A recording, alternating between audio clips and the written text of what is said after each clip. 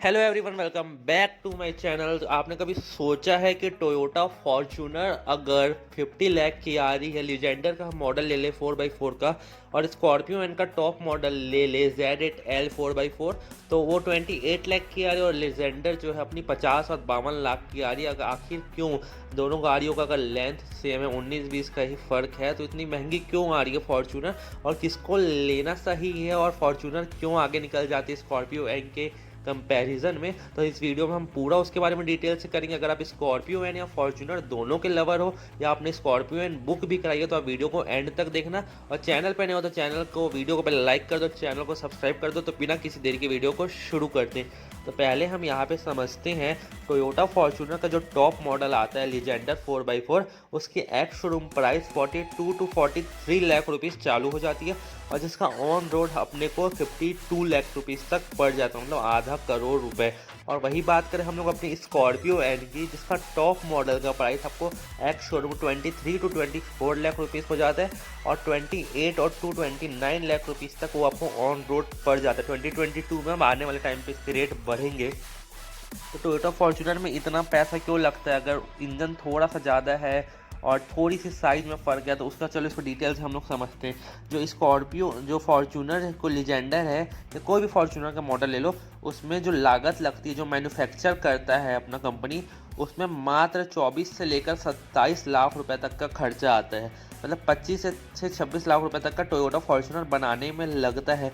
उसके बाद उसका एक्स शोरूम आपको 42 लाख रुपए तक देना पड़ जाता है। वो इस वजह से क्योंकि फॉर्च्यूनर पे जो गवर्नमेंट है वो अपना 18 लाख रुपए टैक्स खाती है। मैं आपको ऐसे समझाता हूँ, इसमें आपको जीएसटी पे करना पड़ता है, फिर ग्रॉस केस पे करना पड़ता है, जिसके वजह से इसका रेट बहुत बढ़ जाता है। फॉर्च्यूनर में 22 टू 28% आपको जीएसटी देखने को मिलेगा, जिसमें 13 लाख रुपए इसका जीएसटी ही हो जाता है, जो कि गवर्नमेंट को जाता है। ऊपर जो इसका आरटीओ होता है, जो रोड रजिस्ट्रेशन टैक्स, उसमें ये 4 लाख रुपए तक का खा लेती है, तो वो भी तो गवर्नमेंट को ही जाएगा भाई।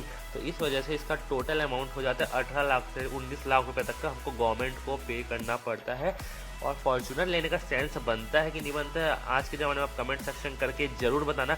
अब स्कॉर्पियो एन की बात कर लेते हैं, उसमें हमको इतना ज़्यादा टैक्स नहीं देना पड़ता। मैं समझा देता हूँ। कोई भी अगर आप गाड़ी लेते हो, अगर वो 4 मीटर से लंबी है, तो उसमें आपको 22 टू 28% टैक्स आपको देना पड़ता है। और जिसका इंजन डीजल हो और 1.5 मतलब 1500 सीसी से ऊपर का इंजन हो, तो आपको उसमें 28% टैक्स देना पड़ता है। इसलिए जो हमारी महिंद्रा की XUV 300 है, उसको 4 मीटर से छोटा रखा गया है, जिसका पेट्रोल इंजन 1.2 है, वो अपने को सस्ता पड़ता है, जिसके उसके डीजल 1.5 से। यही एक रीज़न है। तो जो भी सेडान हो गई, उसमें भी आपको 22 से लेकर 28% का टैक्स देखने को मिलता है, क्योंकि वो साइज में थोड़ी सी लंबी हो जाती है। अब बात करते हैं समझदारी किस में है, दोनों क्या क्या ऑफर करती है अपने 25 लाख रुपए के प्राइस डिफरेंस। मतलब आप दो स्कॉर्पियो ले सकते हो लीजेंडर के साथ। तो 7 एयरबैग मिल जाता है आपको लीजेंडर में, फॉर्च्यूनर में, और उसके बाद आपको स्कॉर्पियो एन में 6 एयरबैग देखने को मिलेगा, और फॉर्च्यूनर में आपको 2800 सीसी के इंजन देखने को मिलता है, और स्कॉर्पियो एन में आपको 2200 सीसी का इंजन देखने को मिलता है, और फॉर्च्यूनर में आपको 201 bhp पावर देखने को मिलती है, और स्कॉर्पियो एन में 172 bhp, और फॉर्च्यूनर में 500 न्यूटन मीटर का टॉर्क मिलता है, और स्कॉर्पियो एन में 400 न्यूटन मीटर का। और टच स्क्रीन जो है अंदर की डिस्प्ले की, वो दोनों में आपको 8-8 इंच देखने को मिलती है। अब बात कर लेते हैं और क्या क्या इसमें फीचर्स एक्स्ट्रा दिए गए हैं। तो ऑल व्हील ड्राइव आपको लीजेंडर में मिलती है, जैसे कि मैंने कहा 4x4 हो गया, तो वो आपको स्कॉर्पियो एन भी देखने को मिलेगी 4x4, जो उसका टॉप मॉडल ले लोगे।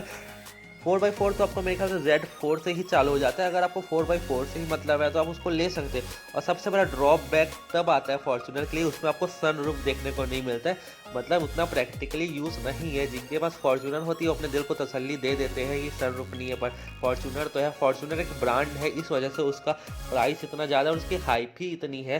मतलब एक रेयर गाड़ी हो जाती है, मतलब जिसके पास फॉर्च्यूनर है उसका मतलब जलवा ही अलग लेवल का रहता है। इस वजह से फॉर्च्यूनर को लोग लेना पसंद करते हैं, और ज़्यादातर पॉलिटिशियन के पास हम लोग को फॉर्च्यूनर देखने को मिल जाएगी। अगर आप वैल्यू फॉर मनी पर्पज से लेना चाहते हो गाड़ी, तो फॉर्च्यूनर आपके लिए बिल्कुल भी नहीं है, क्योंकि जो जो फीचर्स फॉर्च्यूनर प्रोवाइड करती है, वो अभी स्कॉर्पियो मैन खुद प्रोवाइड कर रही है। और फॉर्च्यूनर में कोई अपडेट आया ही नहीं है बहुत साल से, तो कोई मतलब नहीं बनता। मतलब एक आध साल से कुछ उसमें ज़्यादा अपडेट किए ही नहीं गए हैं, जो उसको 50 लाख रुपए तक का बनाए। तो 4x4 की तरफ आप जाना चाहते हो तो आप स्कॉर्पियो एन की तरफ भी जा सकते हो।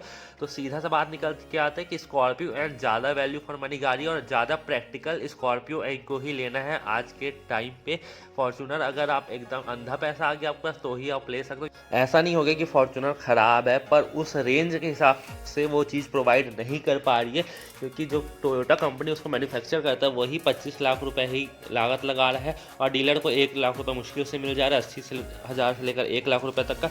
तो कोई सेंस नहीं बनता फॉर्चूनर को लेने का। अगर आप एक मिडिल क्लास फैमिली से हो या बजट एसयूवी देखना चाहते हो या ठीक ठाक एसयूवी देखना चाहते हो तो आप 50 लाख रुपए फूक नहीं सकते फॉर्चूनर के ऊपर। तो सारा कमाल टैक्स का है। स्कॉर्पियो पे अपने को टैक्स कम देखने को मिलता है और स्कॉर्पियो ज़्यादा वैल्यू फॉर मनी गाड़ी है। आपको कौन सी गाड़ी अच्छी लगती है, फॉर्चूनर या स्कॉर्पियो एंड कमेंट्स करके जरूर बताना और अपना ओपिनियन भी रखना। बाकी दोनों ही गाड़ी बेस्ट है, दोनों ही मेरी फेवरेट है। बाकी आप अपना बताइएगा। तब तक के लिए वीडियो को लाइक कर दे, चैनल को सब्सक्राइब कर दे। मिलते हैं आपको नेक्स्ट वीडियो में। Thanks for watching.